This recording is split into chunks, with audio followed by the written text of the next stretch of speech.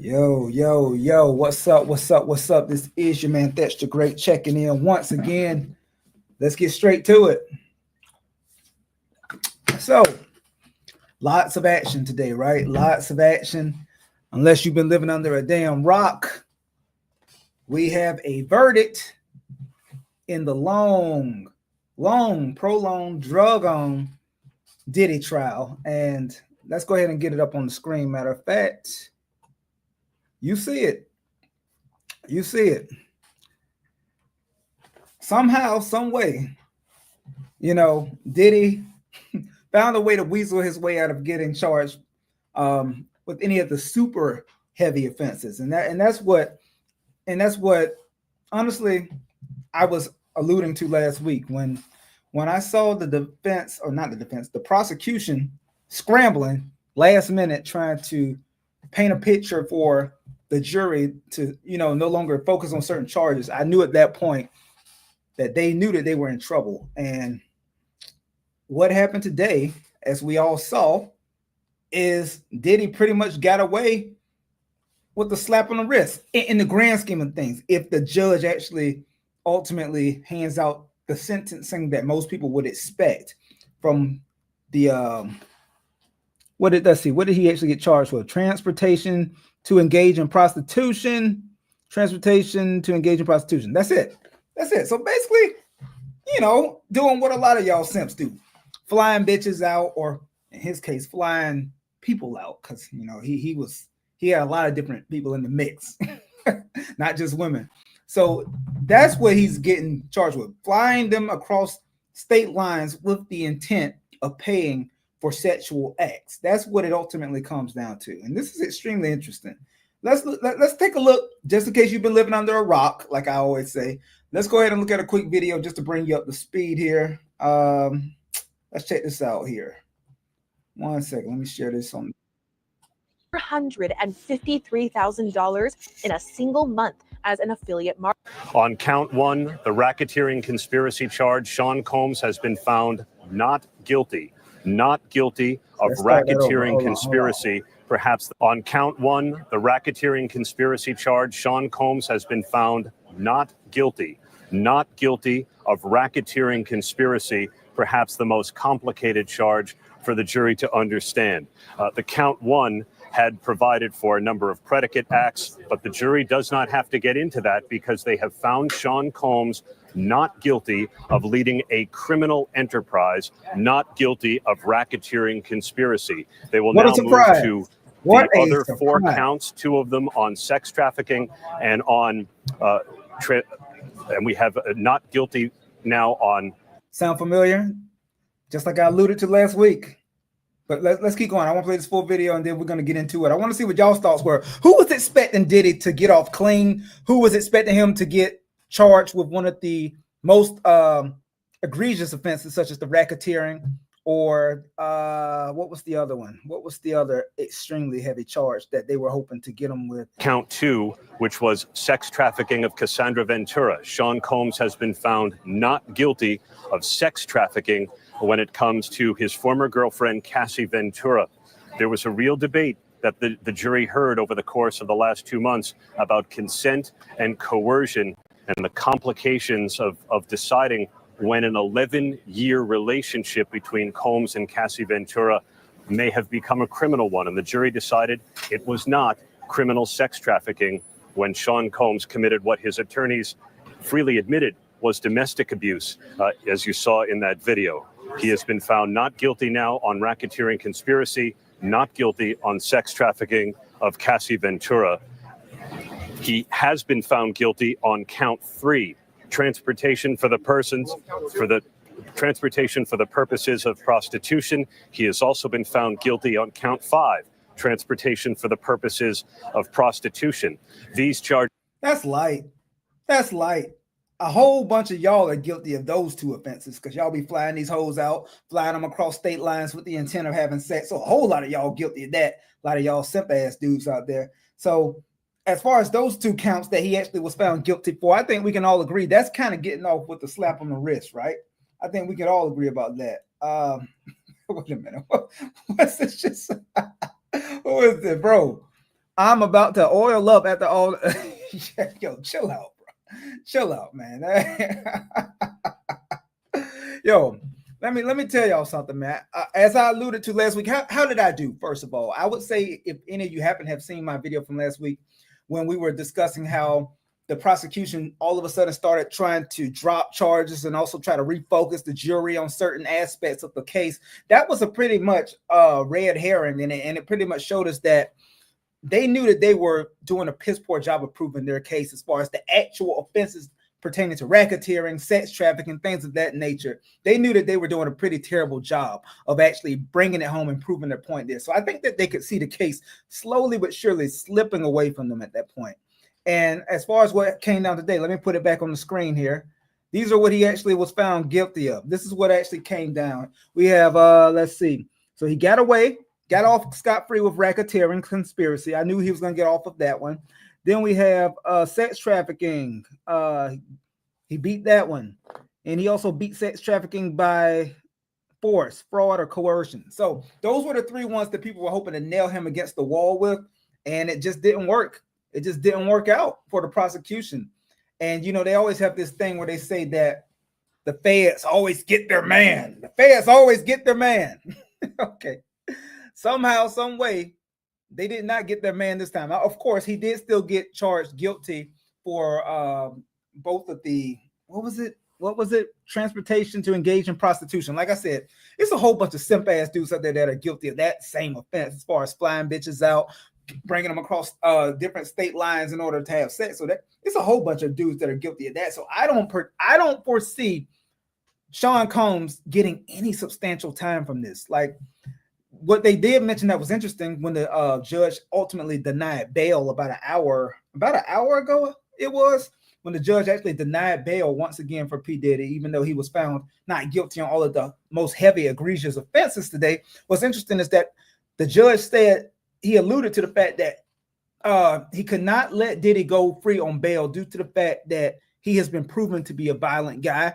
And what sense would it make for me to let him go on bail, even though he was not found guilty of the most egregious offenses? What sense would it make for him to put him out on bail, knowing that yourself, talking to the Diddy's defense team, knowing that he himself has said that he is a violent guy, knowing that himself said that he does have a problem with physical abuse. So the judge, he levied his rationale by saying, I can't let him go out on bail due to the fact that the Mann Act is involved here. And in case any of you guys are unfamiliar with the Mann Act, just do a little bit of research. It actually came into fruition and into effect a long time ago when a boxer by the name of Jack Johnson, a very popular black heavyweight boxer from, I want to say, the 20s, he was having sex with a whole lot of, just keeping it stack, he was having sex with a whole lot of white women. And obviously that was extremely frowned upon at that time. And they tried to come up with all different types of stipulations and laws to prevent him from being able to fraternize with white women. And the Mann Act is ultimately kind of a fruit that was bared from that entire situation. So do a little bit of research. You'll see that the Mann Act was in effect back then. And also it came into effect with Chuck Berry years later. But basically what I'm saying is that the judge, he didn't just show unmitigated bias by denying bail for Diddy today. What he did was he actually used the law to his advantage, and he drew upon certain statutes that state that you have to stay remanded and you have to stay locked up if the Mann Act is involved in the sentencing, or if it's involved as far as the actual guilty verdict. So that is the case here. So Diddy is not going free tonight, as a lot of you have been able to see by this point. Matter of fact, let me see if I can get a little bit more color for you in regards to that. Let's see, Diddy, no bail. Again, see if we got any videos that could help color that in. What is this? Fox. Let's look at Fox, even though those are words you never hear come. You never hear those words come out of my mouth. Let's look at Fox News. That's just something you never hear come out of my mouth. But believe it or not, they actually did a decent job so far today. So let's take a quick look at this. Let me remove this from the screen. Let's bring this one up. And let's watch this.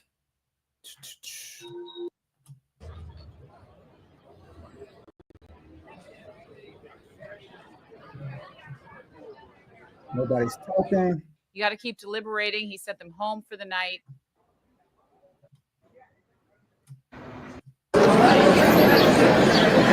Kind of analysis, but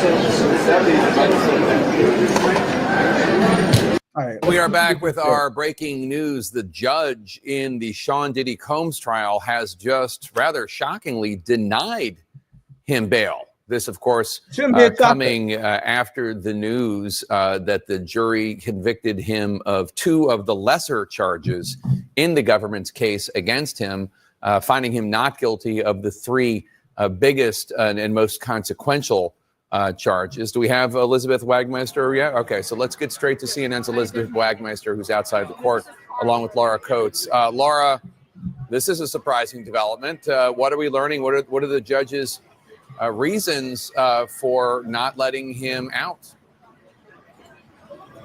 Well, we are still learning all the reasons why the judge has denied bail to Sean Diddy Combs pending his sentencing. That can be an indication of a number of things. Remember, the prosecution is intending to ask for jail time in this matter. Each of those charges could provide 10 years in prison. The sentencing guidelines will obviously dictate to what extent that will be followed. Those are the maximum. It is the ceiling, not the floor.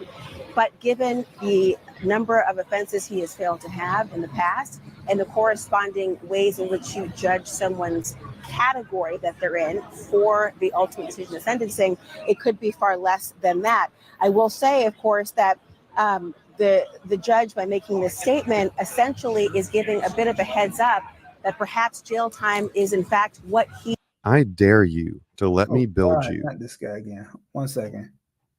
All right, here we go. Actually hand down to, perhaps jail time is in fact what he will actually hand down to Sean Diddy Combs when the sentencing does in fact occur. I will also say that this indicates that the judge believed that there were no conditions of release that could have been met that would have satisfied the court in terms of whatever pending threat there may have been. In case you guys are unaware, just to briefly bring you up to speed here, basically, Sean Combs, P. Diddy's team, they entered, literature, and they entered letters to the court after he was found not guilty on all the heavy offenses today.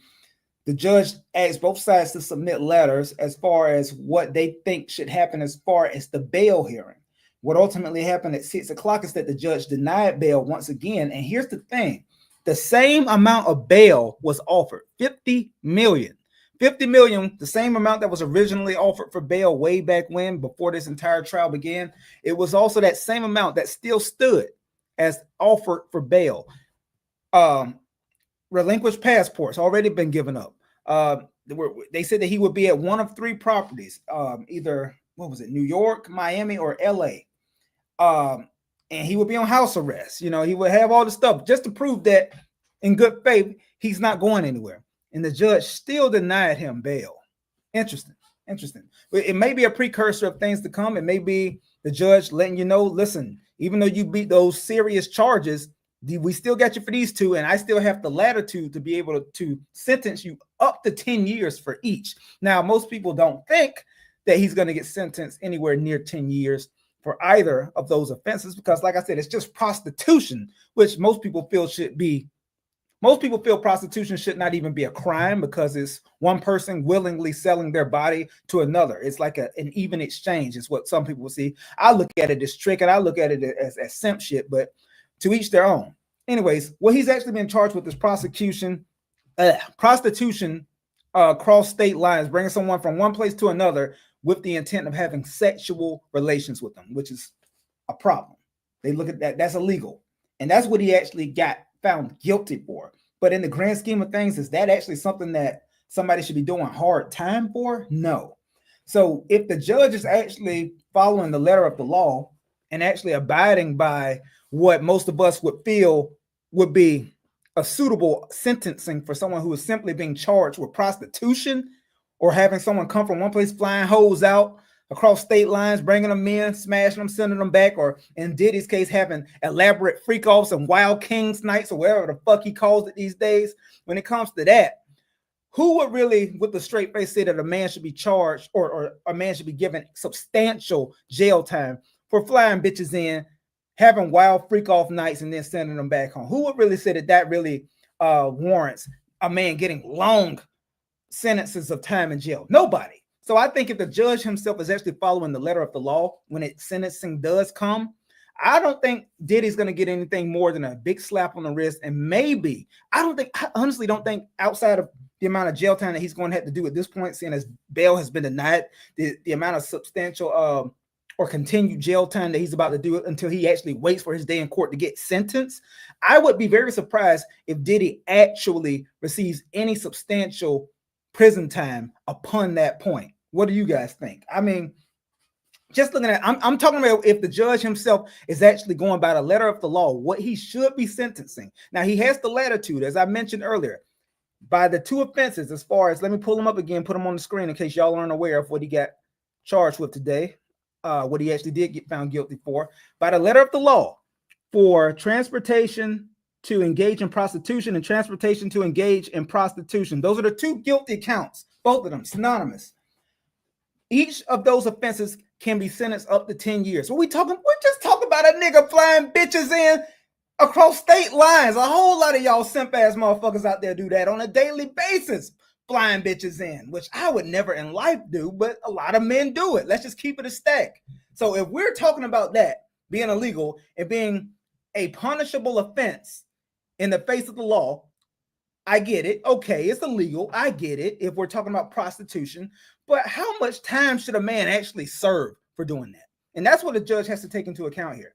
He didn't get convicted for the racketeering. That was the big boy. He didn't get convicted for the damn sex trafficking. That was another big one. He didn't get convicted for either of those. So we have to put on different lenses as far as how we look at how a man should be sentenced and how much of his life should be taken away from him from this point forward.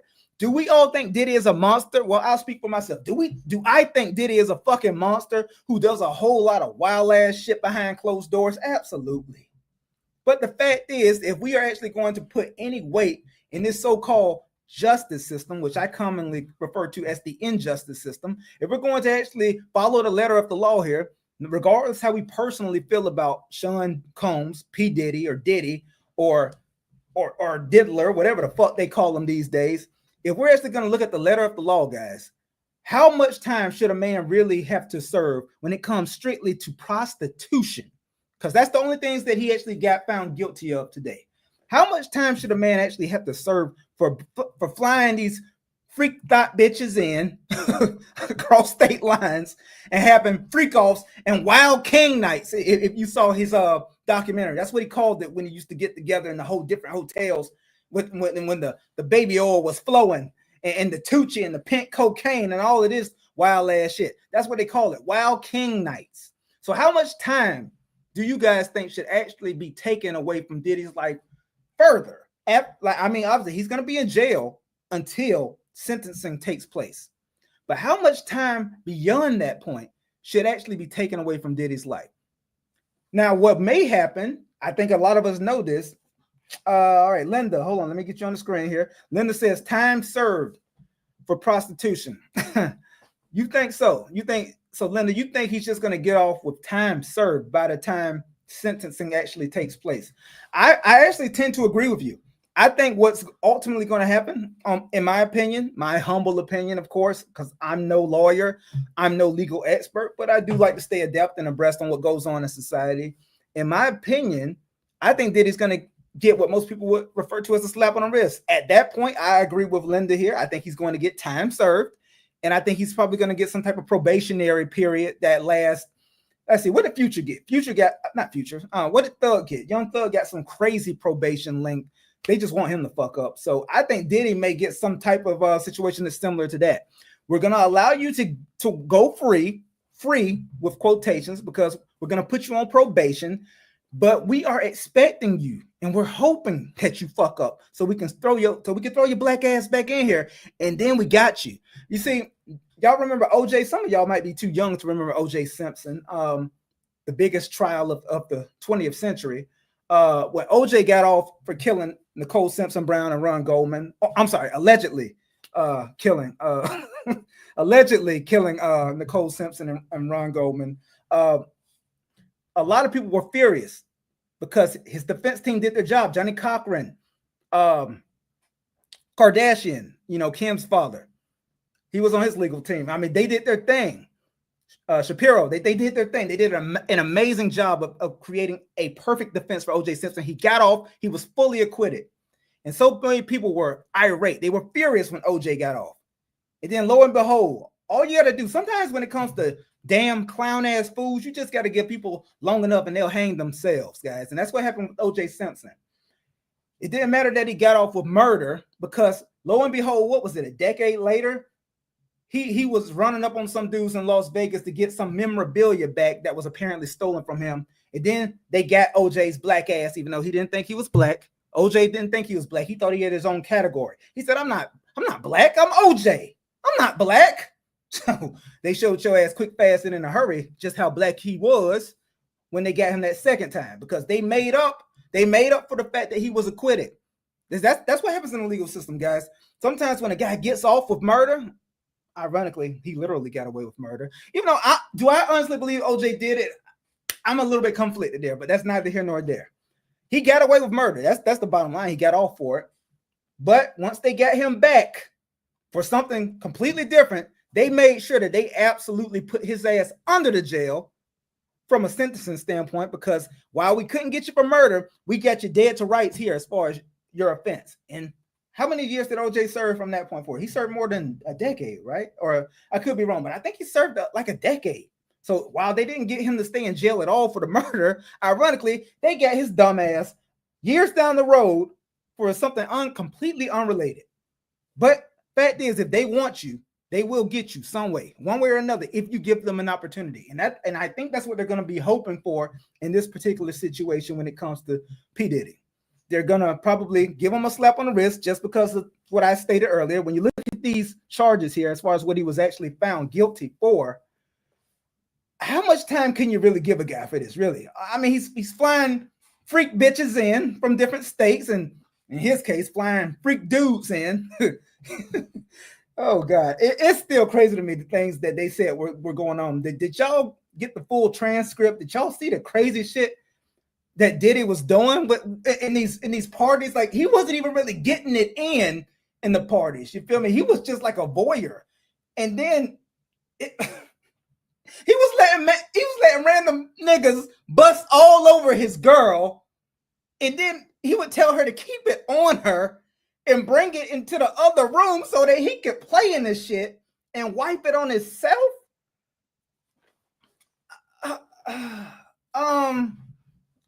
You know what's funny is that some people say, oh, that's not gay. That still don't make him gay. Bruh, let me tell you something. I think every heterosexual man who's watching right now will agree with this. I cannot say with 100% certainty that Sean Diddy Combs is gay. But one thing I can say with absolute 100% clarity and certainty is the fact that no straight man on this planet wants to play with another man's semen and rub it on himself. That I can absolutely guarantee you. No straight man wants to do that. So you can say whatever you want. A lot of people out there caping, oh, he's not gay. He's got kinks. He's what's that shit they say? We don't kink shame. Well, shit, nigga, you gay as fuck, nigga. Like, what you mean? I mean, I'm not kink shaming, but you gay. You rubbing another man's nut all over you. You're gay. Like, what are we even talking about here? Like, it's crazy the society we live in now where people continuously turn a blind eye to what is so obvious. Now, did any of the prostitutes or any of the escorts say that he was actually getting it in with them? No. But just by proxy, if a man is asking his so-called girl to allow another man to smash her raw, pull out, bust all over her, then bring her ass in the other room so that he can play in the shit and rub it on himself, nah, bro. I mean, I don't know what you are, but you damn sure ain't straight.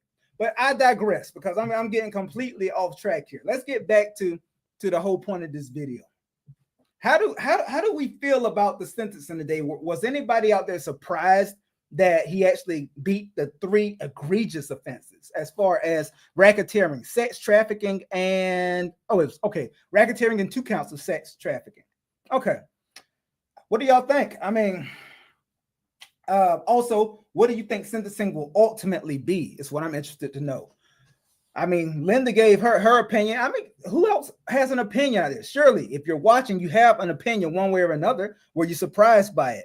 Do you feel that the judge is actually going to throw the book at him when sentencing does come along? I think the judge, see, some people feel that due to the fact that the judge denied his bail today, that's a harbinger of things to come as far as him possibly being extremely harsh and firm with his sentencing. But I think what happened is the judge tempered expectations. He didn't allow Diddy to go free today, because if that would have happened, judge said, "Law, hell no, you're not gonna get none guilty verdicts on the 3 big offenses and take your black ass home to be able to have some grand lavish party right by the 4th of July. Hell no, I'm not gonna play with that." He said, "I ain't gonna help you do that, Sean. We're not gonna do that. We're not doing that." So he said, let me let your black ass sit and rot just a little bit more. Let you think about what you've done, because even though I couldn't get you this time for what I really wanted to get you for, I still have a little bit more power here. I can still sentence you harshly. But here's the thing, and Diddy may just have enough money to play this game. What happens? Let's say the judge comes back and he gives him the max, which most legal experts completely do not expect to happen by any stretch of the imagination. But let's say for instance the judge does come back, right? Let's say the judge comes back. Oh, let me get Linda's comment off the screen. Let me know what your thoughts are, by the way, guys. Once again, I want to know what your thoughts are. Do you think Diddy is going to be sentenced harshly, or do you think the judge is going to give him a slap on the wrist? Either or.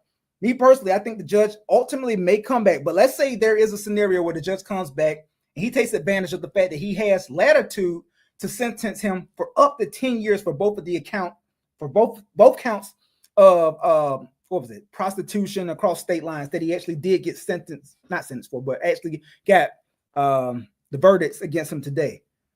What happens at that point is, well, Diddy has enough money to fight this. They can take that to the appellate court, and it's a good chance that they could actually get a valid appeal, and they could probably get that overturned just by looking at the letter of the law, by looking at what is actually being charged. Because that's the thing. Once again, keep that in mind.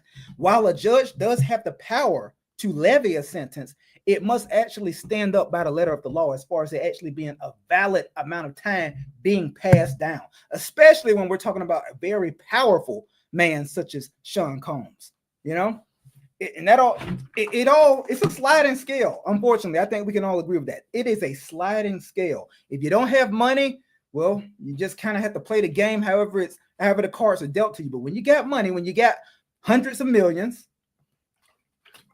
when you got hundreds of millions of dollars, you tend to play at a different level.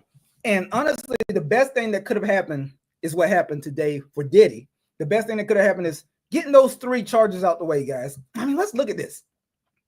Getting those 3 charges out the way, that was huge.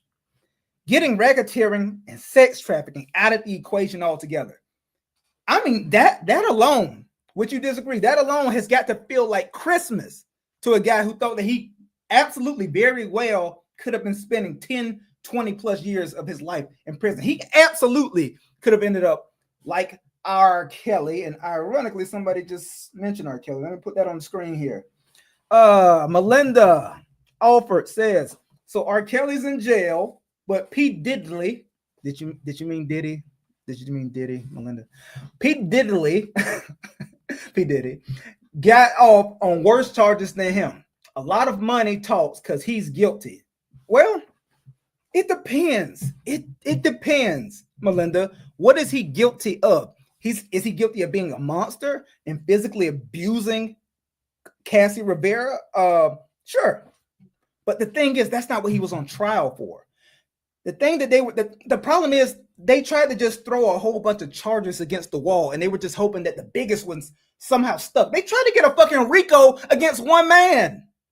That's how, think about how nutty this shit is. They tried to craft a RICO for one guy. This is what the prosecution's bird brain strategy was. Anyways, I don't know. Is he guilty of certain things, being a monster, being extremely coercive, being extremely violent? Absolutely. Yes, we know this. I mean, these rumblings have been going through the industry and through the streets for decades. I mean, people always just say, man, Diddy on some fruity shit. But at the same time, one thing nobody ever denied is that Diddy is a fucking gangster. He's a gangster ass nigga. Fruity is all get out, but he's a gangster ass nigga. Don't forget, this is the same nigga that be doing all this fruity shit, rubbing other niggas nut all over himself. That same dude broke a fucking champagne bottle across Steve Stout's head in his office in the late 90s. Just what you say, nigga? Bow! Crack that shit right over his head. That same nigga had Wale hanging by the ankles over the balcony when he had his 2 security guards hang Wale. Outstanding rapper, had them niggas hanging him over the balcony by his ankles just for talking to Cassie.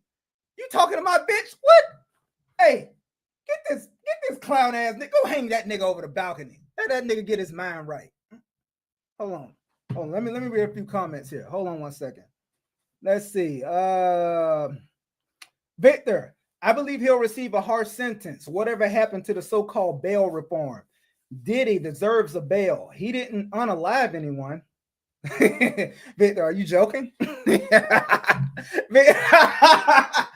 said Diddy didn't unalive anybody.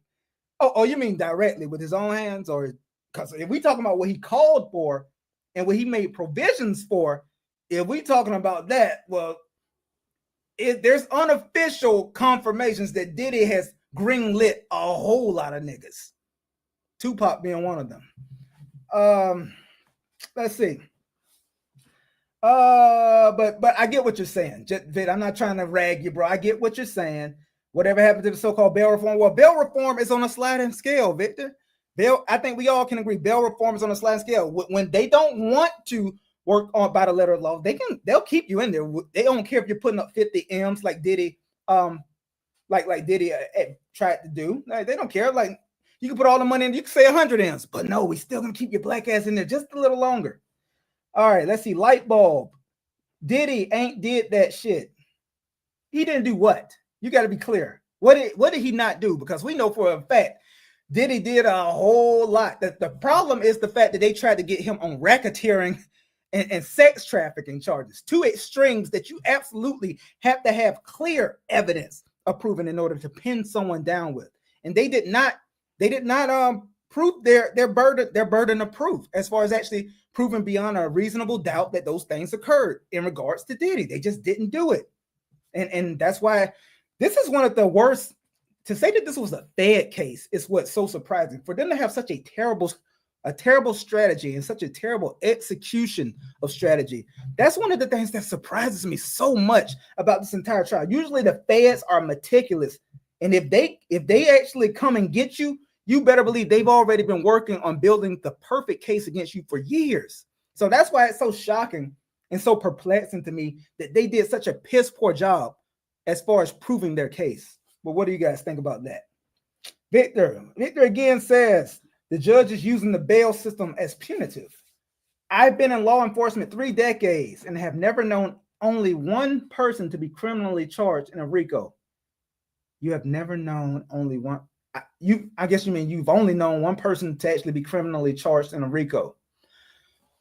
Well, you got to remember the RICO, especially when we're talking about nowadays, the RICO is like, I don't know why. I feel like it's a very lazy. I don't know if y'all agree with this, but I feel like that RICO, that word, it's just like a very lazy way to approach trying to take someone down, because what you're hoping, when we're talking about like criminal RICOs, like the one that Young Thug was involved in, they pretty much have one person in mind that they're really trying to body slam. In that case, they want to really get Thug's ass, right? But the thing is, their entire case fell apart in regards to him because nobody was willing to snitch on him, really, because everybody pretty much stuck solid, other than Ghana, if you consider what he did snitching with all that yes ma'am, yes ma'am, yes ma'am shit, just so he can go get free. I mean, Ghana is a civilian. He ain't ever claimed to be no street nigga. Everybody knew Ghana wasn't no street nigga. That wasn't a surprise. He just did what he needed to do to go get free. So that wasn't a shocker to me. I can't even call what he did rat. I don't know. Anyways, RICO is just a very lazy approach to law, to prosecution, in my opinion, because like I think what you were trying to say there, Victor, is like you only saw that really happen once because it's so hard, bro. It is so hard to actually execute and actually bring someone down with you. What I feel like it's like a net approach. Like I don't know how many of y'all go fishing out there, but some people like to fish with a rod, like me, people who are actually experienced at fishing, and then some people just like to throw a lot of chum out in the water and just throw a wide net out and hope that they just catch something. Whatever I come up with, I'm happy with it because it's more than I initially thought I would catch. So they just throw a large net out to bring everything up. Hopefully there's a fish in there. Hopefully a big fish is in there. That's how I correlate the RICO. That I correlate that approach as what the RICO is when it comes to prosecution. We're just going to throw out a large net and just hopefully we come up with the damn big fish that we're looking for. Let's see. But I see what light bulb you wilding. But he got on his knees today. What are you talking about? What are you talking about? You got to elaborate more. You saying Diddy was on his knees? Or you talking about when they let him know that he wasn't going to be found guilty of those big three? I think they said he dropped down and he was performative at that point. Victor, yes, directly. He wasn't charged with murder. Oh, okay. So that's what you mean. Okay, I was gonna say Diddy is a wild boy, man. He's I think he's got a lot of bodies by his name. If we're talking about indirectly. Let's see. Light bulb. All right. RICO cases typically have more than one single defendant. Yes, that's what I was saying. They tried to throw a RICO at one guy, but they said that it was a RICO due to the fact that it had the racketeering in collaboration with trafficking, and they said like they had to get him on at least 2 or 3 of the certain things, the certain parameters that they needed it to be under for it to be considered a RICO. And as we can see by today, just by looking at what you see on the screen there, he got off on the racketeering. He got off on both counts of the sex trafficking as well. So that effectively failed for prosecution. All right, what we got? Rob Fay. Rob Fay says, free Diddy Combs. Let me ask y'all this, man. When y'all say free somebody, right? Well, like let's just put it in real world terms. You know, have somebody all of the time when somebody does something or somebody gets locked up, people are so quick to say, man, free my dog, free my nigga, man, free him. Did it ever dawn on you that sometimes these niggas don't need to be free? Did that ever dawn on y'all? Like sometimes these clown ass niggas need to go sit their ass down for a minute. You feel me? Sometimes the best thing that can happen for someone is to go sit down for a minute behind that wall. I know that sounds crazy, right? But there are several accounts of people admitting that going to jail or going to prison saved them from possibly having a very quick, premature ending to their life or living a life of crime that was going nowhere. Sometimes it helps people. And also in certain situations, when you're dealing with an absolute monster with no morals, no integrity, and no character, sometimes the best thing is for that piece of shit to be sitting down behind the wall. Just food for thought. You know? I don't know. That's just my opinion. Don't kill me. That's just my opinion. Let's see. Victor, let's see what you're saying. Victor says, all right, they wanted him to take a plea. Convictions are truly a feather in the cap for many prosecutions. Oh, you better believe it. I think that the prosecution team, the prosecutors thought that they were going to be able to have some career building landmark ruling that they were going to be able to hang their hat on with this one, Victor. I mean, anytime we're talking about a guy who's a black billionaire, you know, even to this day, there's still such a minuscule amount of black billionaires on this planet. So we're talking about a guy who has built that great amount of wealth, whether all of it was built, you know, from moral practices or not. The fact is he got above that mark as far as net worth. He got beyond that point. And anytime we're talking about a guy who's just been out here being all fly and jiggy for decades, just, you know, having all the wild, lavish parties, you know, just living the lifestyle of being a playboy. And you know, they wanted to knock him down a peg, and they also wanted to pick themselves up and climb that ladder from getting a huge ruling against one of hip hop's greats. you know, one of the people that is a undeniable A-lister nationwide. And as we saw today, that plan did not quite go as they were hoping. So, and honestly, bro, like I stated earlier, if you're if you're a federal prosecutor, right, you have got to feel like a failure if you throw trafficking, sex trafficking, and you throw racketeering at a guy, and yet the only thing that you actually get him to be convicted with is flying hoes in across state lines for the intent of having sex. Damn, you've got to feel like you're a failure from a prosecution standpoint, especially seeing as you're Fed. Feds never lose. They have like a 99% conviction rate or some shit like that. Like, they never lose because they build such ironclad cases by the time they come get you. Like, usually by the time the feds come get you, they've got everything that they need. They've got all their I's dotted, all their T's crossed. They know what they're doing, and they know exactly how they're going to pin you to the fucking wall. And yet somehow,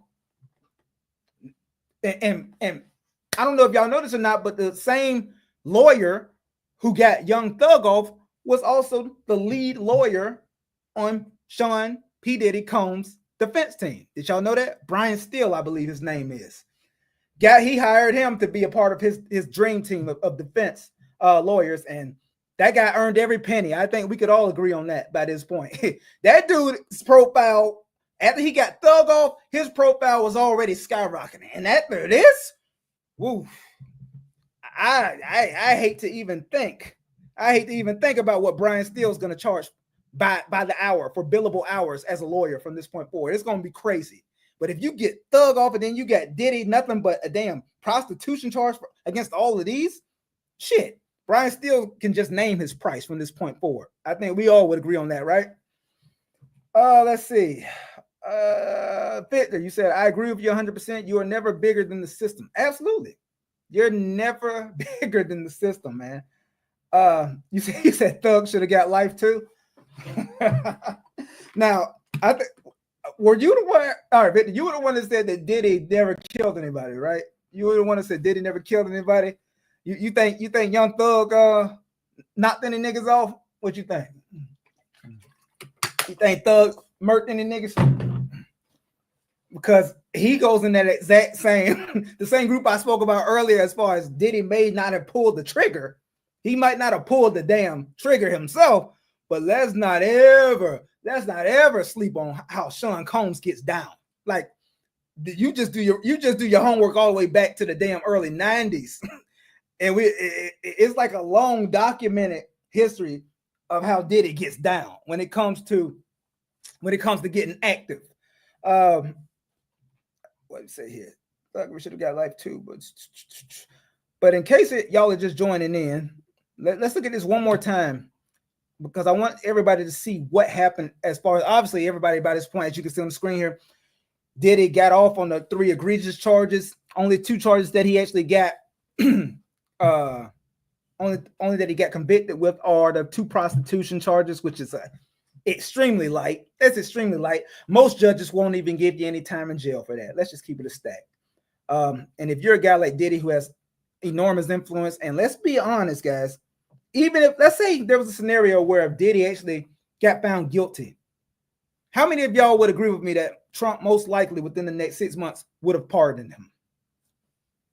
Just food for thought. But let's not forget that Trump and Diddy used to be kind of like this, not too long ago. They were at each other's parties.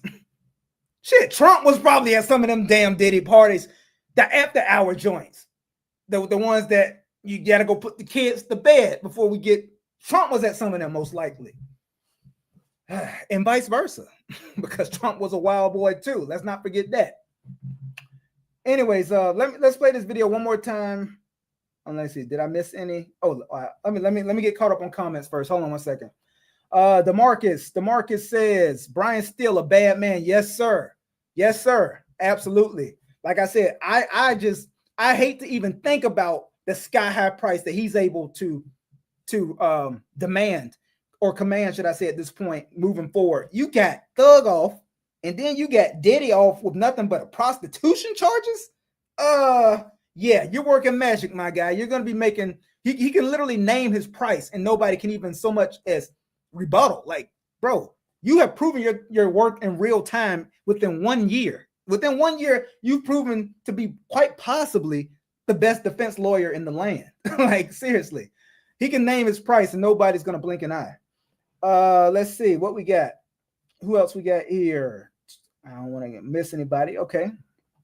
Victor, I believe the entire prosecution team are white females. Oh, well, that might be how they dropped the ball then, man. That might be why they dropped the ball. Whatever it was, man, they just did not have their mind right. They did not have a good strategy, and they damn sure did not execute at a high level. It just seemed like Diddy's defense team was always one step ahead. If you looked at the transcripts, you looked at the accounts of what people were saying was transpiring every day in court. It just seemed like Diddy's defense team was constantly one step ahead. I don't know if you agree with that or not, but that's just what it seemed like to me. You said no, he wasn't charged. Yeah, no. Diddy wasn't charged with murder. That's true.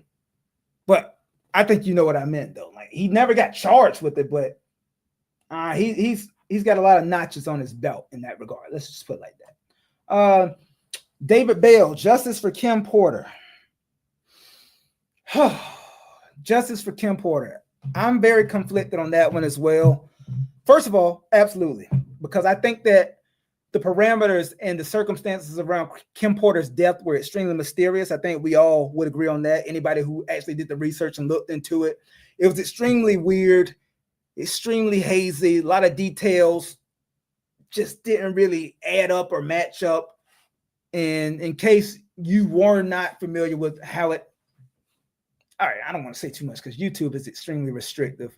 In case you're not up on it, though, let's just say that a lot of people have suspicions that even though Diddy makes it seem as if he was so in love with this woman, and even though they had their ups and downs, that he absolutely loved her beyond, measure, a lot of people have their suspicions that he was greatly involved with her demise, her untimely demise. Let's just put it like that. Let's see. But yes, absolutely, David Bale, justice for Kim Porter, for sure. And while you're at it, justice for Pac, because if you're listening to Keefe D, he says Diddy greenlit Pac and paid him to get that done. So, anyways, let's see. Cletus McGee. I was at the mansion once, but only to change out a garbage disposal. No funny business, only plumbing work. Oh, Cletus. Plumbing work. Did Diddy lay the pipe to you? Keep it a stack, man. Keep it a stack. Did Diddy lay the pipe? Was that the plumbing work you're referring to? You were just at the mansion once, right? Just only business, right? Just tell me this, man. How much baby oil did you see over there, man? How much baby oil did you really see when you were in the vicinity, man? And you know what? Hey, I hope you're able to reconcile with yourself what really occurred over there, man. Cletus, you don't have to lie to yourself, man. It's cool, No, this is a no judgment zone. I mean, if you on that Diddy time, that's on you, bro. It's on you, dog. I'm fucking with you, man. Fucking with you. Unless you were really getting down like that. In that case, could never be me. Anyways, Trev Lewis. Trump was probably part. That's what I said. That's not a probably. That's not a probably. It's no probably Trump was probably partying with Diddy. They absolutely have a mired history together of being at parties around each other and in each other's vicinity and conversing together. This is not fiction. This is fact. That's why I'm saying if Diddy did get charged with some of these egregious offenses, such as the racketeering or the trafficking, the sex trafficking, I just have this feeling that Trump would have found some way to get him off. Well, let's just be real. He don't have to find some way. He's the fucking president. He's been writing presidential pardons like they're going out of style. He would have just wrote that shit off and Sean would have been out of that damn prison cell within a matter of 6 months. And if he actually does ultimately get sentenced to a harsh sentence by this judge, which I don't foresee happening, but if he does, Trump will probably pardon him then as well. Because one thing that I can say about Trump, I definitely don't like the guy. I think he's a clown. I think He carries himself in a very unpresidential manner as far as the way that he's displayed by the world. But one thing I will say about Donald Trump in a positive light is the fact that if you fuck with him, he will fuck with you. He doesn't forget the people who stick their neck out for him. I think he's proven that just by the fact that he has pardoned, let's just say, certain people who have done less than moral things in the past that he has absolutely gotten off since he's gotten back into office. So he doesn't forget. If you fuck with him, he fucks with you. I'll say that about him. That might be one of the only good things I'll say about Big T. Or 47, as I like to refer to him as these days. Let's see. Let me go on to Super Freak. First of all, Super Freak, if I can't confirm your gender, I feel a little bit weird reading this. But anyway, I'll read it. OJ got off, but the very first time he committed any offense, what they do gave him, you must have just been coming on the stream. I said that earlier. What happens a lot of times when it comes to situations like this is even if you get off, and everybody knows OJ got away with murder, literally got away with murder, and all you had to do, OJ, was flash straight. All you had to do was stay out of trouble, flash straight, bro. You got away with murder. Even if you don't believe OJ did it. The fact is, as far as the legal system is concerned, he got away with murder. And yet, this clown ass nigga got caught running up in some dude's hotel room trying to take back memorabilia that he claimed was stolen from him. And then they got him for that offense. And then what do you know? The judge threw the book at him and he did more than a decade in prison. Listen, if you get away with the house's money, you get away with house money for free, don't give them a reason to put your black ass back in there. And that's what I said Diddy has to be very careful of, even if he does get away with a slap on the wrist from this situation. Make sure that you stay clean. Keep your nose clean. Stay on the straight and narrow from this point forward, because at this point, there will be a huge target on Sean Combs' back, and they will just be looking for any little thing possible to get him right back in there. Because if you got away this time, especially when it comes to the feds, they say the feds, ooh, you get away, oh, we're going to get your black ass. You just wait. We're going to be 24/7 surveillance on you for the rest of your life until we find you slipping. We're going to catch you slipping, Sean. Don't worry. We're going to catch you. I guarantee it. They will be looking at him. They'll be looking for Sean Combs in the daytime with a goddamn flashlight from this point forward. They're not going to let this go. The feds always get their man. That's what they always say. And the fact that he beat this today, as far as those big charges, it's just still unbelievable to me at this point. That's still crazy. Let's see. B Frost says, I know R. Kelly mad. Facts, bro. R. Kelly sitting behind that wall like, ain't this about a bitch? R. Kelly sitting behind that wall like, ain't this about a bitch? And like, my mind's telling me no. Oh, man, that's crazy. Yeah, man. Yeah. But then again, man, you know what? Fuck R. Kelly, man. Fuck him. Love his music, outstanding music, but man, you mess around with little girls. I can't condone that on any level. Can't condone that on any level. So I don't feel sorry for R. Kelly at all. Not at all. Let's see. R. Kelly need Brian Steele. It's too late for that, Trev. It's too late. It's too late. He didn't even have. He probably didn't have the bread. That's ultimately what it came down to. If we keep it in the stack, R. Kelly probably didn't have that bread. I mean, we know he don't have bread like Diddy. Diddy has long bread. Like he got enough bread to throw around to feed the pigeons for years. You feel me? So he probably just didn't have it. He probably didn't have the bread like that. And we know that they said that he done gone broke at this point. So he don't have any money to even like do any more appeals. So he just kind of has to pray and hope that somehow, some way he can get a pardon. And I don't think Trump is worried about R. Kelly. I don't see Trump being too worried about him. But then again, if you'll bring a bum ass nigga like Kodak out of prison on a pardon, I guess it's not above belief that R. Kelly could get a pardon. I mean, but then again, when we're talking about the realm of pedophilia, that's something that I don't think anybody is just going to be in a rush to get your ass out of prison for, nor would I want them to get you out of prison for, because it's despicable and it's a pathetic thing to be in prison for. And You know what? Yeah, fuck that nigga. He can stay where he's at. Let's see. I'm mad. Circle Sewer. I'm mad for R. Kelly. All he did was a little pissing and effing, and he's still in there. That's all you think he did? Really? I hope you're being facetious. I hope you're not that ignorant where you think that's all R. Kelly did. And let me compartmentalize this as well, because while I feel the way that I feel about what R. Kelly did, when it comes to his music, it's undeniable. In my opinion,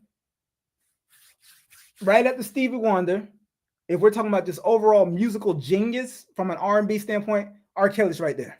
Right after Stevie, if we're talking about overall genius of as far as being able to produce, right? He has so many. They say like if people actually canceled R. Kelly like they claim they did, like they don't still be listening to all his music behind closed doors like we all do, and we just keep it in the stack. You cannot cancel R. Kelly because his impact and his reach as far as music is concerned is so vast, you won't be able to listen to damn near any of your favorite artists. When we're talking about R&B, I'm talking about, because he's written for them and he's produced for them. He's even written for Michael Jackson. like there's like, you can't cancel a guy. If you're talking about all of his influence and impact, you would have to cancel damn near all the damn R&B artists. It's just a fact, man. Anyways, I'm getting off on a tangent. That's a whole nother talk for another day. All right, so let's see. Ain't no verdict like a P. Diddy verdict. That's a whole fact. Justice for Diddy. I think he got more than he deserved today. So I would say he got more than he deserved from a justice standpoint today. Steve Lindahl says child sex, life. I'm guessing you're saying you should get life if you do that with a child. Absolutely. Absolutely. I have absolutely no sympathy. I have absolutely no sympathy for a lowlife who somehow finds sexual gratification in doing things with underage youth, whether it be girls or boys. I have absolutely no sympathy. And generally speaking, in prison, the inmates feel the same way. If you're in there for that, whatever you were doing out there in that world, they're about to do to you. Just know that. And you deserve it. You deserve it for being a piece of shit. Let's see. So Diddy got away with Peter. Steve, I don't know. Do we have any confirmation of that? I mean, Diddy does a whole lot of wild stuff. I think we all know that, but I don't think anybody ever put that on his jacket from what I've heard. Let's see. Mimi, amen. Thank you. Harold, release the Epstein list. That's never going to happen. Harold, that's never going to happen. That's never going to happen, Harold. They're never going to release the Epstein list. You know why? Because Trump's on it. So it won't be released within the next 3-4 years at the very least. Because it was supposed to be released at the top of this year, and just magically that just didn't happen. It just vanished. Remember that? Remember they said those files were going to be released. Instead, they distract us with the damn JFK files, like we don't know who the fuck killed JFK. And then there was one other file that they said that they were declassifying. I can't remember which one it was. Do y'all remember? What was the other file that was supposed to be declassified at the top of this year? Other than the Epstein list, obviously, which was supposed to be public domain by now, but it just magically went away. They just stopped talking about it. Trump's on it. I mean, it doesn't even take a lot of speculation. You don't even have to put on a tinfoil hat to know that Trump's on the damn Epstein list. Come on. We know that. We know that. And a whole lot of your favorite celebrities are on there. So it's not just Trump. It's a whole bunch of people. Not to say that all of them were engaging in this perverse, sick acts that, Epstein was partaking in, but nobody wants to be on that list regardless. Let's see. Veronica, hi everyone. Hey, what's going on, Veronica? Edwin, how much time? I don't know what you're referring to, Edwin. How much time? Y'all gotta give me some complete sentences. Like you gotta remember, like I'm all over the place like bird shit. So by the time I get to the comment, like I gotta know the context of what you're saying. Let's see. All right. So Tori says, man, free Kales. If Diddy walking away with a slap on the wrist, I'm over these rich people. Listen,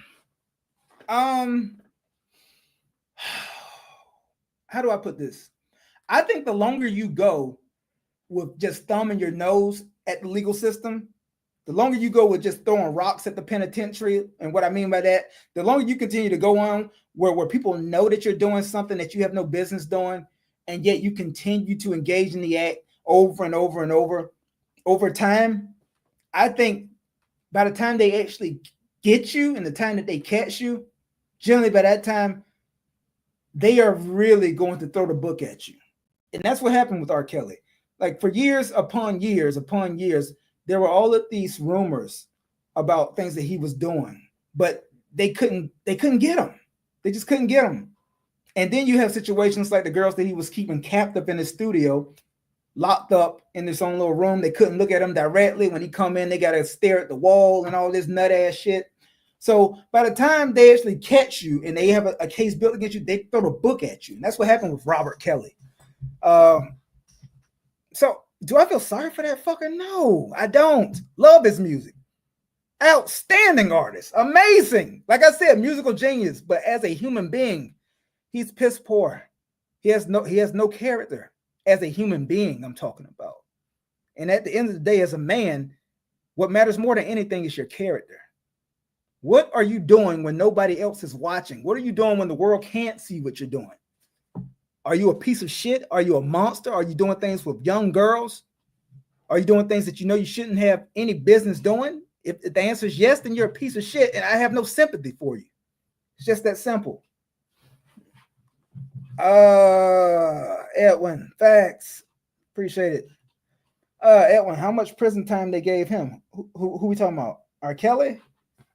Let me take a look. Let me take a quick look here. Let me see. How much time did R. Kelly get in prison? I think it's life, ain't it? I could be wrong. I thought it was life. R. Kelly is currently serving a combined federal prison sentence. Here's a breakdown. Damn. 30-year sentence. In 2022, he was sentenced to 30 years in federal prison after being convicted of racketeering and Mann Act violations related to sex trafficking. In February of 2023, he received a 20-year federal prison sentence in Chicago for child pornography and enticing a minor to engage in sexual activity. Woo! Both of those are running concurrently. I think we can all agree that Robert Kelly is federally fucked. He's not going to see the light of day again, unless by some miracle, which would have to be a presidential pardon, the way it's looking, if he gets pardoned. But as of right now, R. Kelly is going to die in prison. And I don't say that lightly because I would never wish that outcome on anybody, but that's what it is right now. He got a 30-year, 30-year in federal prison in 2022. Then they tacked on another 20-year sentence for the child pornography. Yeah, and like I said, when it comes to child pornography, I have no sympathy for you, bro. When it comes to child pornography and when it comes to sexual assault, such as rape, things of that nature, I have absolutely no sympathy for you. You can rot in there for all I give a fuck. Let's see. I agree with that one. Free R. Y'all are wow. Y'all wow, man. Y'all are wow. Let's see. Pardon is coming. Who are we talking about? Are we talking about Diddy or are we talking about R. Kelly? I'm guessing you're back to talking about Diddy, right? Last but not least, Tory is not sympathy. Let's see. Tory says it's not sympathy and think they pick and choose who and how to find them guilty. Look at Kels. He deserves his time. Bill Cosby. Oh, I'm glad you said Bill Cosby. That one was rather surprising. That was really surprising when he got out, right? I don't know how that happened. I gotta admit, I don't know how that happened with Bill Cosby. I don't know how that motherfucker got out. I really don't. I don't know. But you make a valid point there. And Epstein didn't get out. He just unalived himself. I guess that's one way of getting out. That's the pussy way out. Live the life of debauchery, doing foul ass shit, and you can't take it in there, so you just kill yourself. Diddy is a creep. What's that say? LJ can't speak on his kids with the Diddy with no evidence as of yet. Diddy is a creep. I'm not sure what you were trying to say there, Tori. You might have to rephrase that. I'm not sure what you're trying to get across there. Terry Walker, say bro. Say it, bro. Oh, appreciate it, man. Appreciate it. Let's see, and Tori, that part. Appreciate that. I just. Okay, so let me go back up to what you said. Diddy is a creep. I just can't speak on kids with Diddy with no evidence as of yet. Oh, okay, got you. So you were the one that stated about the pedo stuff earlier. Okay, yeah, like I said, I've never known of Diddy to be doing any things with underage youth. I've heard of him pretty much doing everything else under the sun, but as far as messing with kids, thank God that's at least one thing I've never heard pertaining to Diddy. Let me ask y'all the question. Did y'all see that documentary on HBO Max called, God, what was it called? It's a Diddy documentary, and it's absolutely fascinating. What's it called? Oh man, what's that shit called? Give me 1 second. It's called Diddy HBO. It's called The Fall of Diddy. The Fall of Diddy. When I tell you this shit is absolutely spellbinding. It's only like 6 episodes, but man, did it paint the picture so clearly as far as things that you may not be aware of, things that, and they did a really thorough job of documenting all the way from early life all the way up until basically where we're at now. And that's where they really dive deeper also into the fact that these so-called freak-offs, a lot of them weren't called freak-offs, they were called Wild King Nights. And they had one of his assistants on there, and his assistants were given these intimate, like, play-by-play details on how he would have to pretty much be on call at all times of day and night. 3 a.m, Diddy might hit him up and say, hey, Playboy. hey, Playboy. I'm gonna need about 20 bottles of baby oil, Playboy. Bring it over, bring it through right now, Playboy. And you just have to be able to get up, get your man. Imagine being a grown-ass man on call to another grown-ass man to bring him baby oil and AG, which we later found out was Astroglide. And we're talking about like early hours of the morning. Then get this, after all these wild escapades at different hotels, you're the assistant. You had to come clean it all up. All of this biological matter all over the place, all this nut, all this semen, all of this lube, all of these used condoms and crazy shit. Imagine being someone's assistant. You're getting paid very well, but in the grand scheme of things, is there an amount of money that you could really be paid at that point that would make you feel okay with yourself for what you're actually putting yourself through? This is where integrity comes into play. And unfortunately, we live in a very devolved society where people don't actually have integrity for themselves. They will do anything for a buck. So while this dude is giving his account of what he used to do for Diddy, and he's saying it in such a negative manner, like, I can't believe I did that. I can't believe you did it either. But then again, the funniest part about it is that dude was pretty clearly a gay dude. So it makes me wonder if he partook. Oh, I forgot. Diddy made the gay dude have sex with a woman. He forced them to have sex with one of the people that was in the damn freak off in front of him. And the guy said he was uncomfortable. He didn't like it. But then as I continued to listen to him talk, I was like, oh, I get it. You didn't really want none. You didn't want pussy. You wanted something else. Oh, okay. I get it. I get it. But it's just crazy. Go watch it. It's an outstanding doc, guys. Seriously.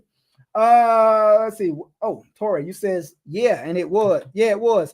And watch the documentary from Shine on. Oh, Shine has a documentary. Shine is an interesting character, isn't he?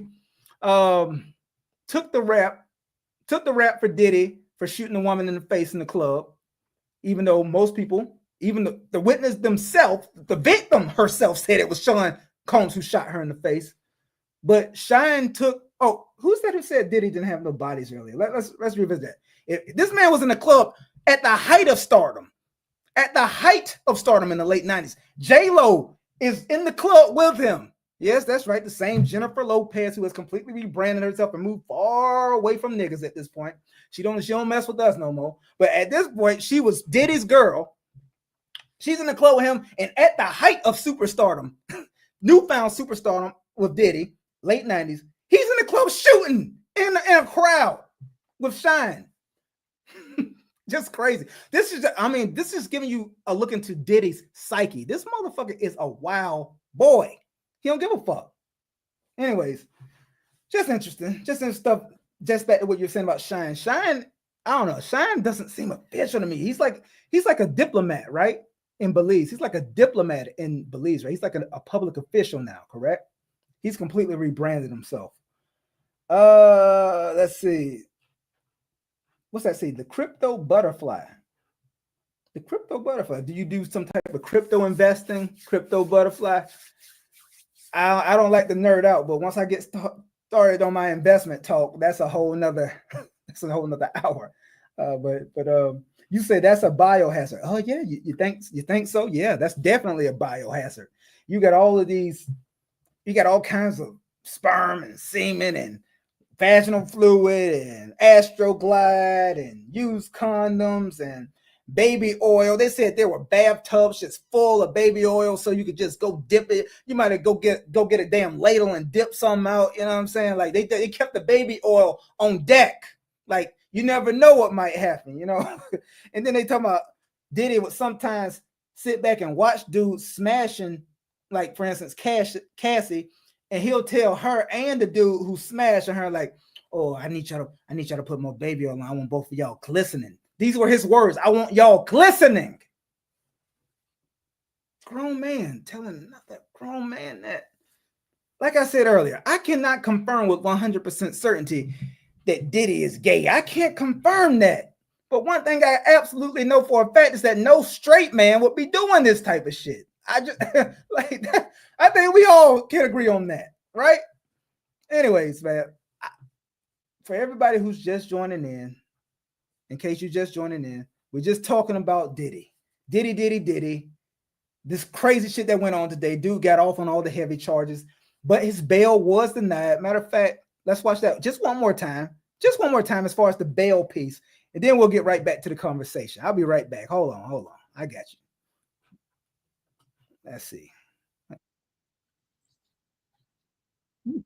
Trial has just rather shockingly denied him bail. This, of course, coming after the news that the jury convicted him of 2 of the lesser charges in the government's case against him, finding him not guilty of the 3 biggest and most consequential charges. Do we have Elizabeth Wagmeister yet? Okay, so let's get straight to CNN's Elizabeth Wagmeister, who's outside the court, along with Laura Coates. Laura, it won't be long. This is a surprising development. What are we learning? What are the judge's reasons for not letting him out? Well, we are still learning all the reasons why the judge has denied bail to Sean Diddy Combs pending his sentencing.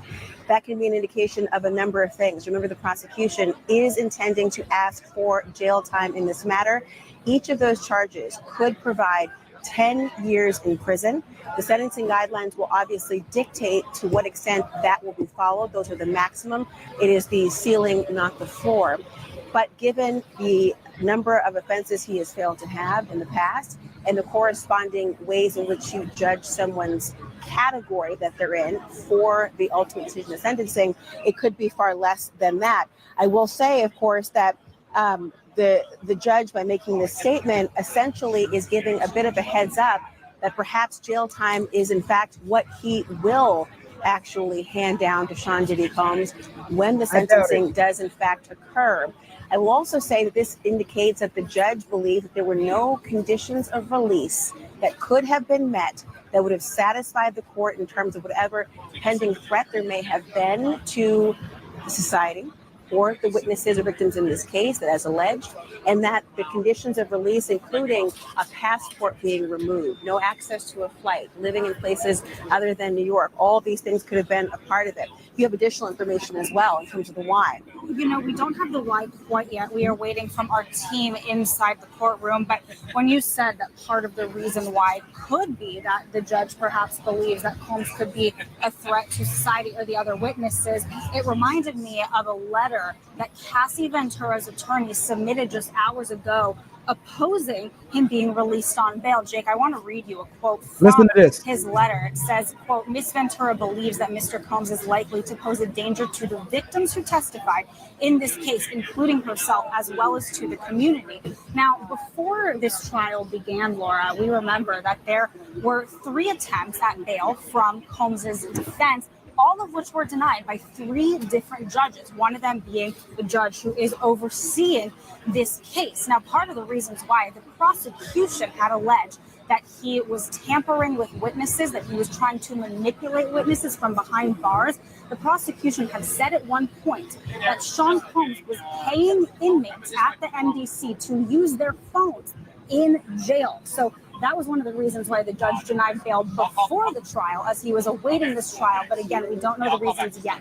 A perfect segue here, Jake, as well, because we're learning that the judge says this on the bench, essentially that he had denied bail when it wasn't mandatory before the trial, and quote, sees no reason to reach the opposite conclusion now.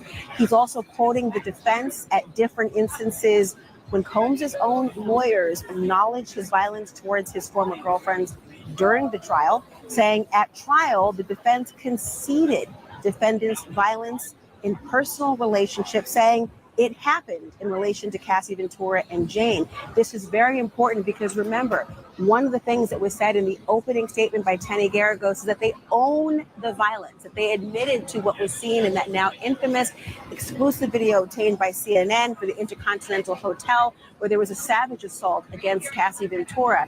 And of course, the defense, the prosecution during trial said, well, domestic violence is not a defense of sex trafficking. Well, he wasn't convicted on that, but you can better believe that the notice from Cassie's attorney and others probably weighed very heavily on this judge's mind.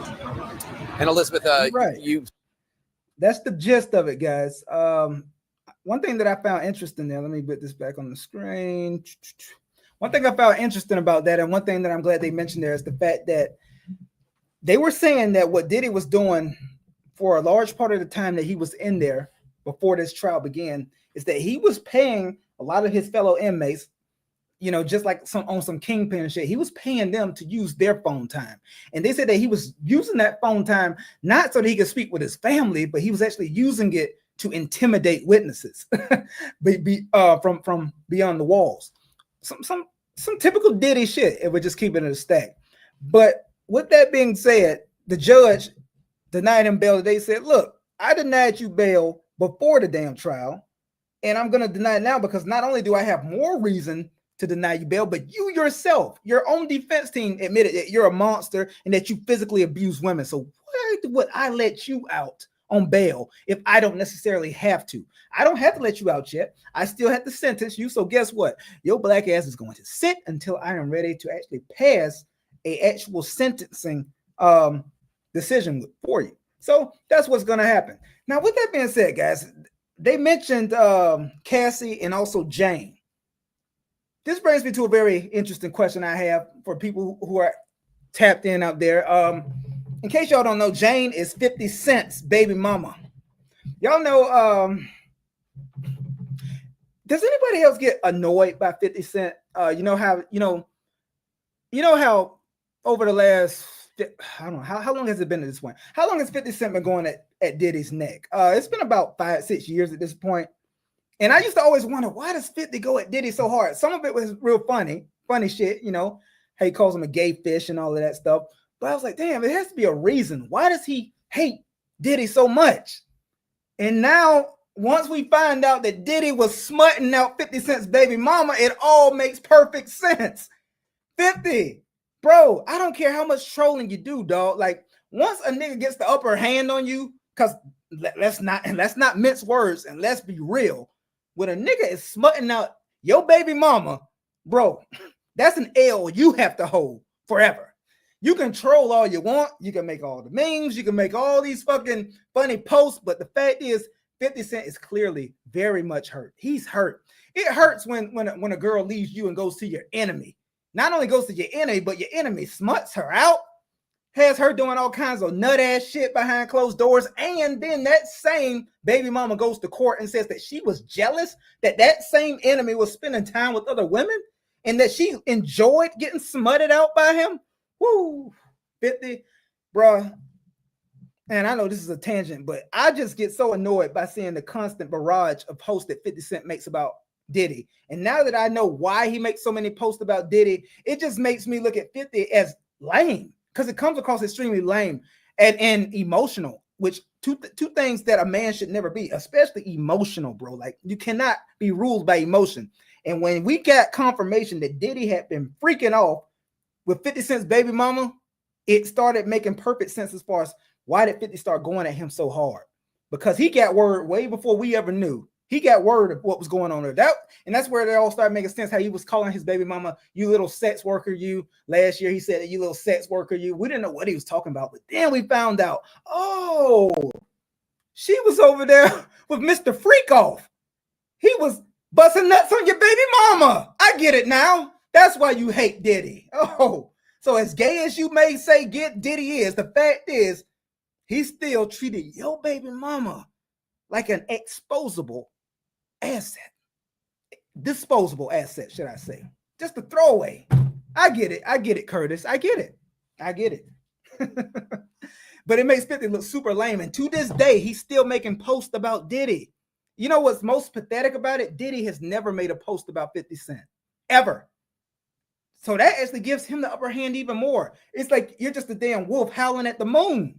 You're just howling at something that's not even paying you any mind. That just makes it look that much more pathetic. And when I found out that Jane was 50's baby mama, then she was in there testifying about the freak-offs and how he would leave her to go be with other women and how she was jealous of that. Damn. As 50 Cent, all you can do is sit back and be like, damn, I can't believe this is the woman that I have a child with. Damn.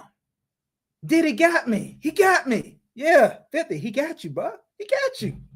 Sometimes as a man, you just got to know when you're beat, bro. You're beat. No matter how fruity you say Diddy is, no matter how wild you say he is, no matter all this lame shit you say, bro, at the end of the day, he slutted out your baby mama. He slutted her out. And she admits to it in an open courtroom. Bro, that's an L you have to hold in perpetuity, my friend. Anyways, let's see. Where's he? He says, wait until Diddy gets out and hears all this shit. What shit we talking about? Talking about what I'm talking about? Diddy coming out, literally. No, you know, that's an interesting thing you state there, though. That's a very interesting thing you state there, because do y'all think that this actually is going to make Diddy more emboldened to just live out loud at this point? As far as, I guess once all of your dirty laundry is out in the world for public consumption, I guess you don't even have to worry about what people think anymore, right? Like, you can just be you. So now everybody knows every little dirty secret as far as what goes on behind closed doors. So I guess the way Diddy probably looks at this point is that he's free. He's just gonna do whatever, and you don't even have to hide it anymore. Yeah, well, y'all know what I like now. Yeah, I like random niggas to beat the brakes off my chick in front of me. I like them to bust on her. Then I like her to bring it into the other room so I can play with it. What kind of wild ass shit? Yeah, ain't no heterosexual man doing no shit like that. I cannot say that enough. What the fuck? That's so disgusting. God. I've heard of voyeurs before. Don't get me wrong. I know there's people that like to watch sex, and there's cucks who like to watch their girl get pounded by other dudes. I'll never understand any shit like that, because I don't know. I guess I'm just too possessive. Like, what's mine is mine, and all these bitches are mine. So I just couldn't sit back and let this random dude buzz my chick down in front of me, and I'm getting enjoyment out of this somehow. That's crazy. And then I'm giving instructions like, yo, hey, yo, Playboy. Hey, yo, Playboy, go a little faster, Playboy. Yeah. No, I can't do that as a grown man. As a heterosexual man, I could never do that. Let's see. Okay, Mario, you said shut the fuck up, gossiping like a bitch. Who are you, Mario? You're a bum-ass, nondescript nigga who doesn't even have his face within the scope of the picture. Keep your bitch ass on the sideline. Let me know when you're ready to come to the front line, like me. Whenever you're ready to get in front of a camera and just speak your mind and actually give actual succinct insight and logical explanations about what's going on in the world. Let me know when you're able to do the same, okay, Mario? Until then, you keep your little bitch ass on the sideline, all right? All right, let's see. What we got? We got Cancer men are so emotional. I wouldn't know anything about that. Do y'all believe in astrology? When people say stuff like that, y'all actually believe in astrology? That's funny. But I'm guessing 50 Cent is a Cancer. People who actually correlate astrological signs to like actual personality traits, I think on some real shit, I think y'all have like mental I think y'all have mental health issues. People who actually believe that the day you're born or the month that you're born has some bearing on how you behave or who you actually become in life. Anybody who actually believes that kind of nonsense, I think y'all might have some kind of mental health problems. That's just me. I don't know. That's just me. I don't know. Anyways, Terry Walker says, damn. Let's see. Then Don Diddy, and then he's Diddy's son host. I struggle with Ebonics, man. Can you please speak in succinct sentences? Please. I struggle with Ebonics. But one thing I did want to ask y'all,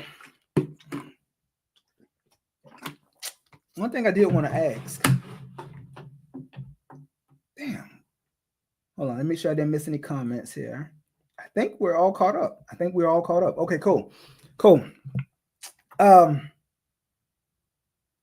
Before I get off this stream, man, if anybody has any input that they want to offer as far as their opinions on this entire situation, I'll be more than happy to chop it up with you and entertain your theories as well. But like I said earlier, as far as what I actually think the culmination of this entire situation will be when the sentencing comes, I think Diddy's going to get off very light, slap on the wrist. I think he's probably going to be put on probation for an exorbitant amount of time, kind of like Young Thug was. I think the goal will be for Diddy to slip up and give them a reason to bring him back. I think that's what the goal will be.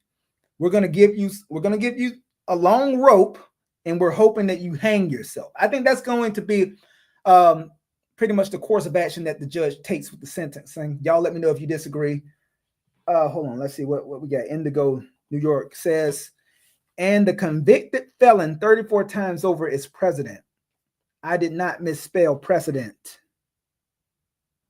President. Oh, I didn't even realize you spelled. I was looking at that. You said it's the president. Isn't that funny? I'm glad you mentioned that. Indigo. Do people realize that Donald Trump was impeached twice the last time he was in office? And that's what makes me wonder. And we can go off on tangent here. We've talked about Diddy enough. I just want to talk about this. Isn't it ironic that Donald Trump got impeached twice the last time he was in office, and that did absolutely nothing? So here's my thing, right? So they're trying to enter articles of impeachment again, as far as the way that he completely fumbled and mishandled that Iran and Israel situation. So they're trying to enter articles of impeachment once again for Donald Trump. And my only question is, what the fuck is that going to do? Like, seriously, nothing. He's been impeached twice before. He was still a sitting president in office. Impeachment doesn't do anything, guys. So if you happen to be one of those people out there who, is on that same wavelength, it's, we need to impeach. It won't do anything. He still won't leave office. He'll still be there. That didn't do anything last time. It won't do anything this time. Let's see. What about time served? Terry Walker. Yeah. Well, that's what I'm thinking. When I say Diddy's going to get off with a slap on the wrist, that's exactly what I mean. I think he's going to get off with a very light sentence as far as no sentencing from. I think he's going to sit in jail until he actually is sentenced at this point. Who knows? That might be another 2 or 3 months. But then again, they say they're going to be pushing for an expedited sentencing. So they're trying to get that sentence ASAP because obviously Diddy doesn't want to sit in prison any longer than he has to. So I anticipate that the judge may make him wait a little bit longer than he would like. I'm thinking probably another 2 to 3 weeks at the very least until before that sentencing comes. And at that point, I do anticipate that the judge is probably going to go a little light, even though right now people think that the fact that he denied bail is going to insinuate that he may go hard and throw the book at him. I just don't see it. I see him going light. I see Diddy getting a slap on the wrist. And as you stated, Terry, I think that's going to correlate the time served being what they let him get out there with. Whatever he served at that point is fine, and we're going to put you on probation for an extremely long time, and we're going to hope that you trip up and that you give us a reason to bring your black ass back here. And if we bring you back here again, trust me, we're not going to let you get away. You were a big fish. We thought we had you. The feds never missed their man, but they damn sure missed this time. And you better believe they're going to be working around the clock to find out a way to get you back in there. But yeah, that's just what I think. That's my opinion. And oh, you said you agree? Yeah, that's what I think is going to happen. We'll see though. Who knows? You never know. You never know with these kind of things, man. With that being said, let's see what else is going on in the world. Is there anything else I need to talk about before I leave here tonight? I don't think so. I don't think so. I think we're good. I think we're good, people. What do y'all think? I think we kind of discussed this entire matter at length at this point.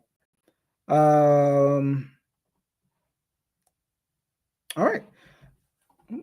Even though there was one other thing. Hold on 1 second. 1 second. This is completely unrelated, but let's talk about this, man. This is completely unrelated. Let me get this shit off the screen. Let me get this show up to, and we're just going to have an open conversation now because I saw something today, and how do y'all feel about this, man? Well, first of all, how many of y'all out there have ever watched a WNBA game? Just curious. Has anybody ever actually watched a WNBA game? I know the quick response is going to be fuck no for the majority of you. I get it. The thing is, all right. I, to this day, have never watched a single game in the WNBA. Never. Not once. But now, obviously, I mean, unless you've been living under a rock, I'm sure you all are familiar with who Caitlin Clark is, right? All-star voting for the WNBA All-Star game. Didn't even know they had one. Has taken place, and they're saying there's a lot of parody and there's a lot of funny shit going on because, obviously, this girl has kind of changed the entire landscape, right? It's changed the landscape of WNBA, and yet she's getting a lot of hate. And at first I thought, no, I think they're just trying to give her a rough welcome into the league. You're going to have to earn your bones, this, that, and the third. You're going to have to, pay your dues. But then I saw that they said that she was ninth first of all, she's by far leaps and bounds the top vote getter as far as the fans. But they said that as far as the actual team voting amongst the players, they said that she was not, they said that she was ninth, right? So I said, okay, cool. I mean, there's a lot of talented women in that league. Maybe that's nothing to really get upset about. But then I heard that she was the ninth guard voted. She was ninth in guard voting amongst players.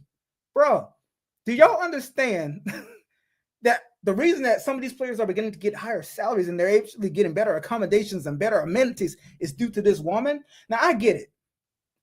Nobody wants the rookie to come in and start getting all the accolades or the young person to come in and start getting all the accolades. But at some point, you also got to understand the way the economics work. A lot of the reason that this league is even now getting some of the spotlight that it is getting is due to this girl. Now, don't get me wrong. Aja Wilson is the best player in the league. I've seen if you get, she's balling. But Caitlin Clark's quickly rising up that rank as far as being in the top 5 to 10 players already. So, I don't know. I just thought that was interesting. I wasn't sure if anybody else has been paying attention to that, but it's one of those situations where, what is this? Is this possibly a situation where we finally see the dynamic flip? A lot of the times when we're talking about adversity and oppression, we're talking about Black people because we've been oppressed for so long. We've been having to do so much just to get any fair treatment. And now we have a situation where, ironically, there's a white girl, a talented white woman at basketball. She's a great player. And she's kind of seeing, I think she's kind of getting, I liken this to probably to how someone in the vein of maybe, I don't know if y'all agree with this. I would liken this to, I'm going to get some pushback from this. And I don't mean this from a racial standpoint. So just know that. But I would liken this to how, damn, am I going to say that? Okay, I have to, just to make the correlation. I liken this to kind of how Jackie Robinson was when he first crossed over from the Negro Leagues to the major leagues. Not from a groundbreaking racial standpoint, obviously, because there's tons of white women in the WNBA. However, are there any white women that are as electrifying as Caitlin Clark shooting from the fucking logo? A woman shooting from the logo like Steph? unheard of in women's basketball. And she's doing a lot of things. You could tell that he's a big influence and idol for her, the way she plays her game. So we have this girl who's completely changing the landscape of basketball, getting a lot more eyes on this league that nobody watches. That's why it has to be subsidized by the NBA, because nobody watches women's basketball until now. Now people are beginning to watch, but more specifically, for the most part, they're watching those Indiana Fever games because they want to see Shorty play. So we're getting a woman who's getting oppressed. She's getting beat the fuck up. They are beating her like a Hebrew slave out there on that court. And she's taking it. She's taking it in stride, because one thing you can't do, anybody who's ever competed at a high level when it comes to sports, you can't bitch, you can't complain. You just have to take the punches and roll with it. And I think she's done a pretty decent job of doing that. But one thing that continues to kind of grind my gears is people who turn a blind eye to the impact that she is making as far as the money that's coming into the league now. So one thing I thought that was interesting, somebody said that, her and Angel Reese came in the league at the same time, right? Oh, man. When it comes to these two, it's not a black and white thing. It's not a black and white thing, bro. Angel Reese is an average player. She's an average player who gets a lot of rebounds. She'll miss the ball, then she'll get her own rebound, then she'll miss again, she'll get her own rebound. Very average player. Nobody watches WNBA to watch Angel Reese. I've seen grown men talk about watching just so they could see Caitlin Clark play. When has anybody ever drawn a man's attention to watch that league? Come on, I don't care. You're talking about Asia Wilson, I don't care if you're talking about previously with Sue Bird, Maya Moore, whoever. Nobody watches that damn league, but now they're actually getting eyes on the league, which is good for everybody. What's the old saying? A rising tide raises all ships, right? Well, that's what Caitlin Clark represents for the WNBA. She helps bring more eyes, and in actuality, that brings more dollars and more money. Maybe y'all don't have to fly coach anymore, which is what they say most of them do. Some of them have to ride in buses, or some of them have to drive their own vehicles. That league does not have money. Y'all need to take anything you can get and just be happy that somebody is changing that paradigm. And, that's just the way I feel about it, man. Some things in life, or many things in life, actually are racially motivated. Some things actually are black and white. But then again, sometimes in other situations such as this, is not black and white thing. There's this girl who is actually entertaining to watch play the game of basketball, because the rest of y'all are boring as fuck in that WNBA league. And no grown-ass men want to watch y'all play because the shit's boring. But now we got Shorty coming in and she's shooting from the fucking logo. She's crossing bitches up, doing no-look passes and all of this. Yeah, Sue Bird used to do some of that shit too. That's why back then we used to watch a little bit when Sue Bird was doing that thing, right? Somebody who's actually putting a little bit of flair in their game. That's what we appreciate as men. Let's see what we got. You say more younger girls watch and better players will be. Well, yeah. I mean, the thing is, the dynamic has to change in order for this league to truly be taken seriously. And I've seen a huge push over the last 2 or 3 years. Over the last 2 or 3 years, we're seeing a paradigm shift with the WNBA. Clearly, there's more money being poured into it now. And that's largely, in fact, due to the fact that it is subsidized by the NBA. It is its little sister, so to speak. And they want it to be successful.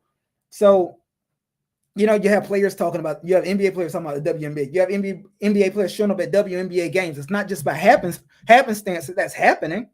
No, they are being told by the commissioner. They're being told by Adam Silver, hey, guys, maybe if you guys are off tomorrow, could you show up at this game? LeBron, I mean, if it's not too much, could you show up at the Sparks game? I'd appreciate it, or maybe you could show up over at Las Vegas game. You could support Asia. They wanted to look like guys are actually interested in watching it. And that used to be like a facade. But now we got Caitlin Clark, and then soon enough we'll have Juju in the league too. And she's got a nice game. So little by little, we're getting more women who have a more well-rounded, more entertaining basketball game that will probably draw more and more eyes. And anytime somebody comes in and they're getting all the acclaim, I get it. You work your ass off to get there too if you're someone else in the WNBA. But listen, this girl is a generational talent. The way she plays the game, completely different than anybody else in that league. And we like watching it. We like watching it. So let's stop hating on somebody for doing something better than we do it. And let's just commend them, But that's the thing. So many people can't see the forest for the trees. They're so busy hating on somebody who's getting, you know, the applause and the acclaim and the accolades, and they can't see how that's possibly helping them get more money in their pocket in the bottom line. But, you know, that's just my take on it. You feel me? I just wanted to touch that real quick before I hop off, man. Well, damn. Okay. Well, the 1 minute 40 mark. And I think that's why I'm going to wrap it up tonight, guys. I do appreciate everybody who has watched this stream. Y'all just listening to me here rant about Diddy in this case for more than an hour, and all y'all that rock with me. Please go ahead and subscribe to the channel and like the video too while you're at it. I appreciate it. It really does help my channel, and I'll be back tomorrow. Y'all stay safe, stay focused, stay dangerous. This is your man, Thatch the Great. I'll holler. Peace.